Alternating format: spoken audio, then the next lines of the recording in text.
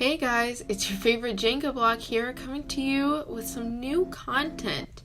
I am so sorry for not posting in a year. I've been super busy and unmotivated to make art videos, but I finally got a spark of inspiration to show you my drawing process. This is a trend on Instagram. Both of my friends, Hey Picante and 999misu, did the challenge, so that made me super inspired to make my own video. So my art process consists of two parts, the planning and the execution.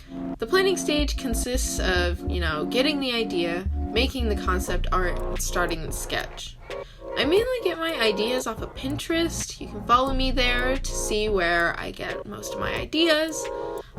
In this drawing, I use this photo to get the pose, which I thought was really cute. After that, I make the concept art where I plan what OCs I want to use and what they'll be wearing.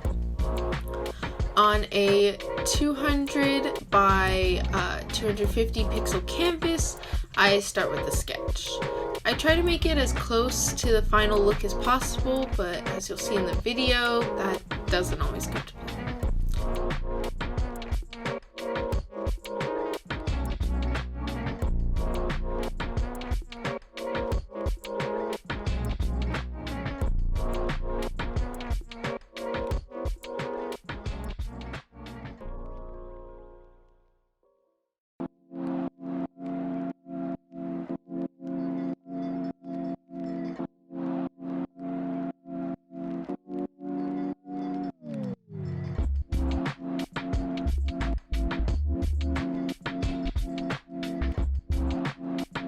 Next is the execution stage. We start with the line art. I like to use the pencil tool because it makes it look sort of like MS Paint.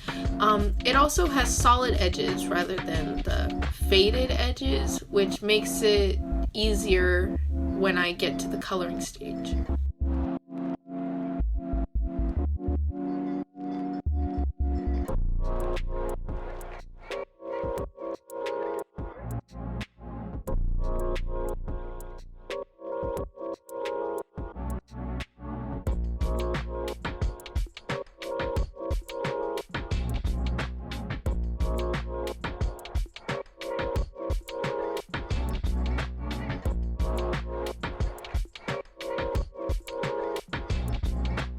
When doing the line art, I usually pick a color that is like a midpoint between all the colors that will be on the character.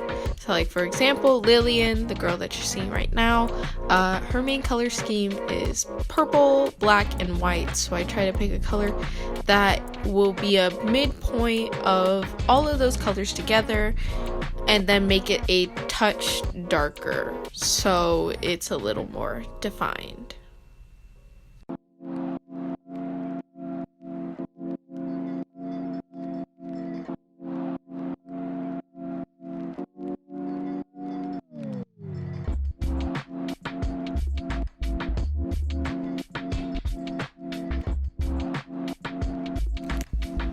There's also no real method behind the madness of how I decide what's going to be shaded using the line art layer and what's going to be shaded using actual colors on a separate layer.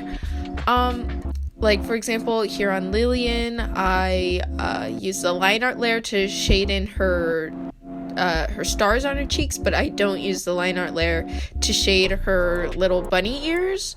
I don't really know how I decide that. Sometimes I do, sometimes I don't. I just pick it on a case-by-case basis, really.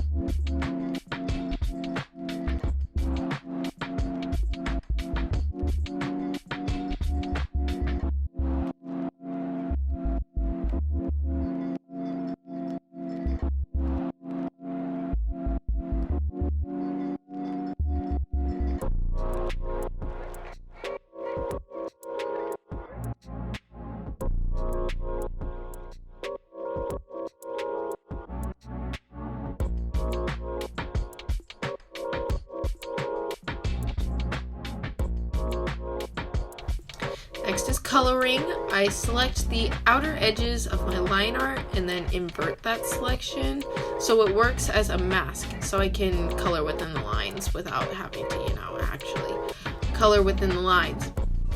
I learned that invert selection tip from this artist named Kian Lafferty. I think I definitely pronounced that name wrong. He's this really great anime-ish style artist. He does anime art, but he adds elements to it to make it look more realistic and make it more pleasing to the eye.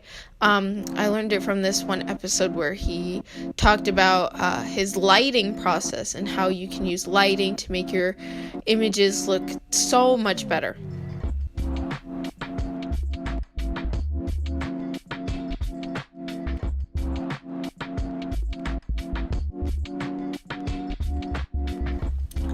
I like using the pencil tool on solid colors like you'll see on the bodies of their suits and on the fur, but when I come to the skin layer, I like doing a base and then using airbrushes to, create blushing. It gives variety to the skin, which I really like.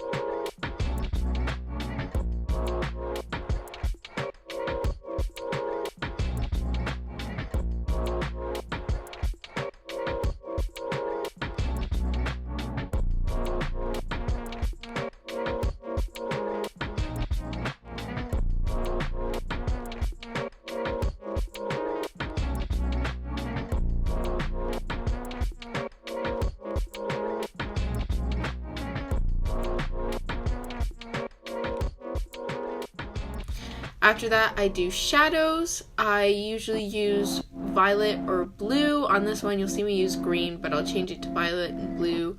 I just use green so I can see it easier, but like I said, I change it to violet or blue. I use color burn instead of multiply because it gives more saturation rather than multiply, which makes it just look kind of black, which I don't really like. I just do cell shading, nothing fancy.